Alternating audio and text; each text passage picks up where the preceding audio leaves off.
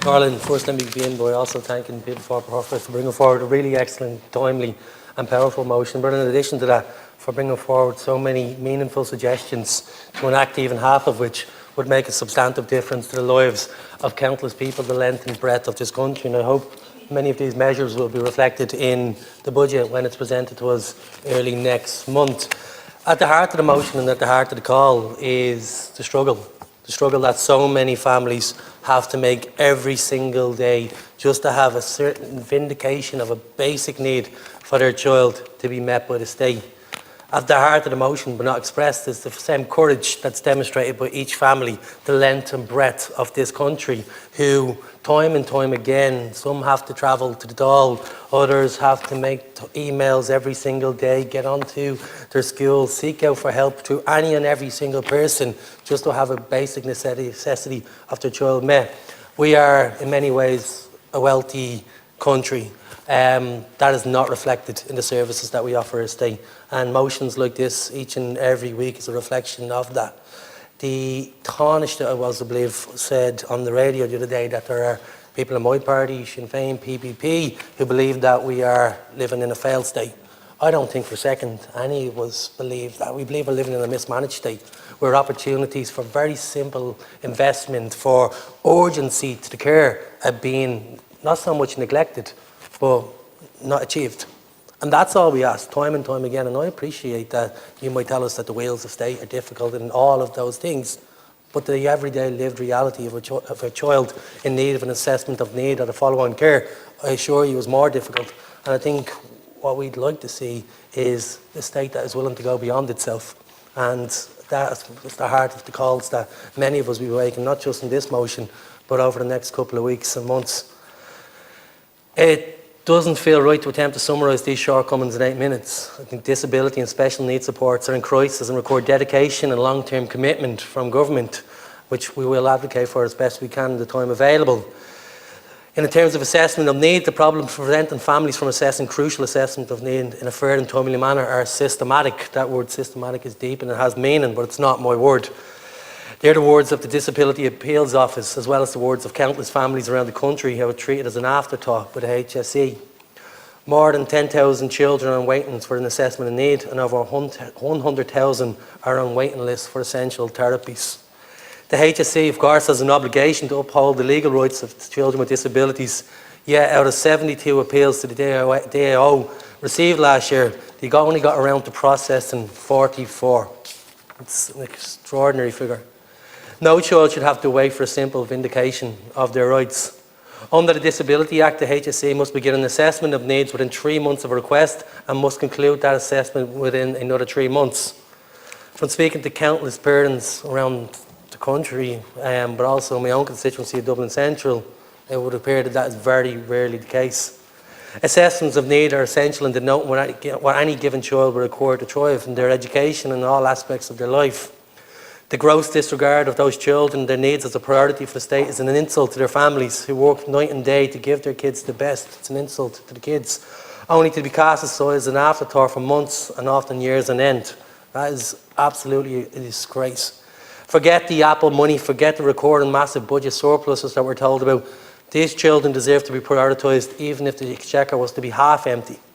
But the exchequer is not half empty. It is, in many ways, we're told, full to the brim, and that adds insult to injury. A wealthy country showing that it doesn't care for its most vulnerable, and I will repeat the phrase, show me your budgets and I'll show you your care.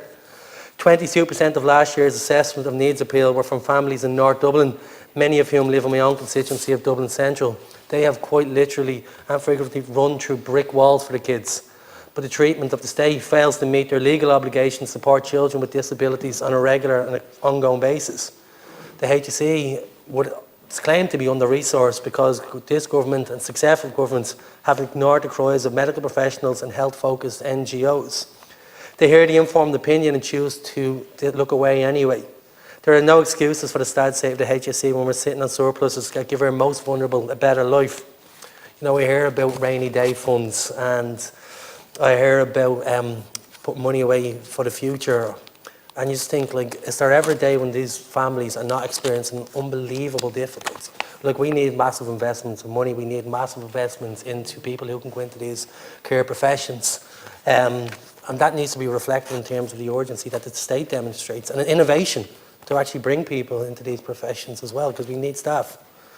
Children with disabilities deserve equal opportunities for inclusion and participation in their communities and in all facets of their lives, mandated by the conventions on the right of persons with disability, and this mandate is quite simply not being upheld.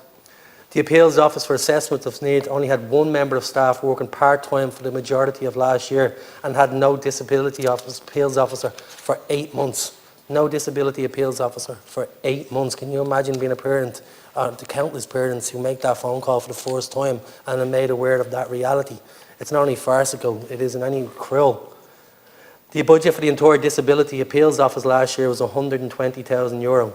€120,000. And look, I think when we're all knocking at doors at the moment, people talking to us about the cost of the bike sheds and all of that, and I appreciate it. But that type of money undermined, when you see €120,000 being invested by the state in the Disability Appeals Office, it does bring into stark focus the reality. It prioritises a lack of compassion that's grossly offensive to those who have to put their lives on hold due to the lack of care they receive. Just over 1,000 out of 3,300 primary schools have autism classes, and only 410 out of 710 secondary schools have autism classes. More than 120 children were left without a school place at the beginning of September. Parents fear that these delays will lead to a regression of their child's development, a fear nobody should have to shoulder because the state isn't sufficiently providing for them. I mean, it's incredibly fear, and I'm sure all of us are getting calls by parents in that same position. And I mean, it's not just a fear, it's a reality. This break in education leaves families hamstrung, often unable to work, left to provide full-time care, and teaching in lieu of the Department of Education's misgivings. The experience of applying for school after school and facing rejection over and over is exhausting. The reality is not sustainable for families. The applications for special classes in schools aren't streamlined, often requiring hundreds of pages of submissions, taking countless hours. Often with no end in sight, the equivalent of the pushing a rock up a hill forever and ever is the equivalent of what many families are facing every single day. And this sort of treatment is absolutely not emblematic of the Republic that anybody strives for. Education for no child in this state should be too much for ask for.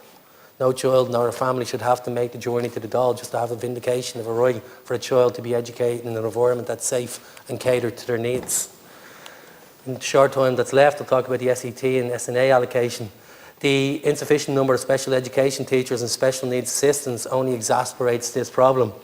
Earlier this year, charities such as I Am, Down Syndrome Ireland, Inclusion Ireland wrote to the Department of Education asking for the revised SET allocation model to be paused until those most affected are meaningfully consulted. I have 8 seconds left, so let me just say, later this month we will celebrate for the first time SNA Appreciation Day.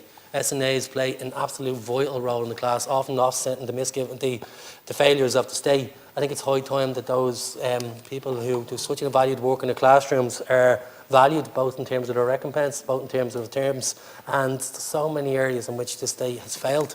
And we absolutely need to do better. Start in 2 weeks' time for the budgets, or maybe it's too late for that. Thank you.